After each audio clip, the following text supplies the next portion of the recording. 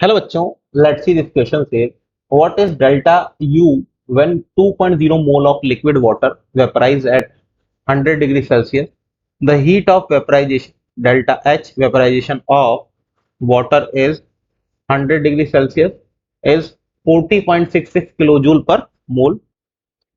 So the key concept for this question is phase transition.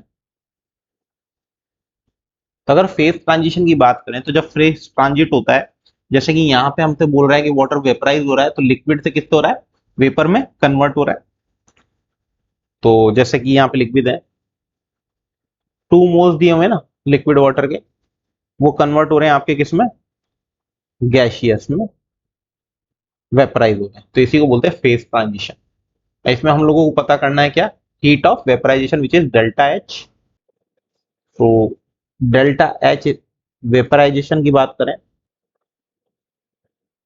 तो it is delta U plus delta N G R T. बाकी सबकी value निकाली जा सकती है। तो यहाँ पे डेल्टा एच जो है आपका हो जाएगा standard enthalpy of vaporization, standard enthalpy of vaporization. Delta U आपका हो जाएगा इंटरनल एनर्जी,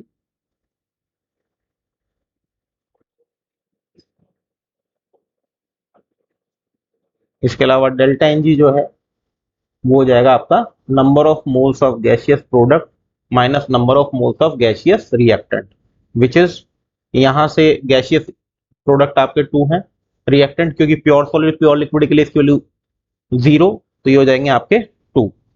आपको यहाँ पे क्या दी हुई है, डेल्टा एच वेपराइजेशन भी दिया हुआ है, तो विच इज लिख दीजिए यहाँ पे 40.66 किलो जूल पर मोल, ऐसा दिया हुआ है। लेकिन ये हमें दी हुई है 2 मोल के लिए।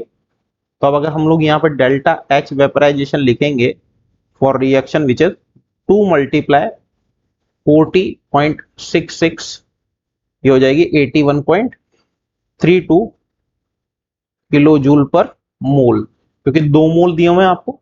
ठीक है, फॉर इक्वेशन हम लोग बात करें, अब इक्वेशन के हिसाब से ऊपर जो हम लोगों ने इक्वेशन लिखी, तो इसकी वैल्यू 81.32 डेल्टा यू आप कैलकुलेट कर लीजिए। ठीक है, और ये हो जाएगा डेल्टा एनजी की वैल्यू होगी आपकी 2, आर का वैल्यू आप लिख लीजिए 8.314, एंड अगर टी की बात करें हम लोग तो ये हो जाएगा 373।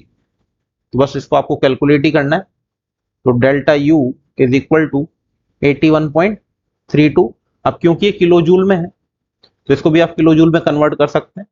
8.314 मल्टीप्लाई 373, क्योंकि 100 डिग्री सेल्सियस है, टेम्परेचर को आपने कन्वर्ट करके मैंने डायरेक्ट लिख दिया है। तो इसको कर दीजिए 10⁻³ से, ताकि ये भी किलो जूल में हो जाए।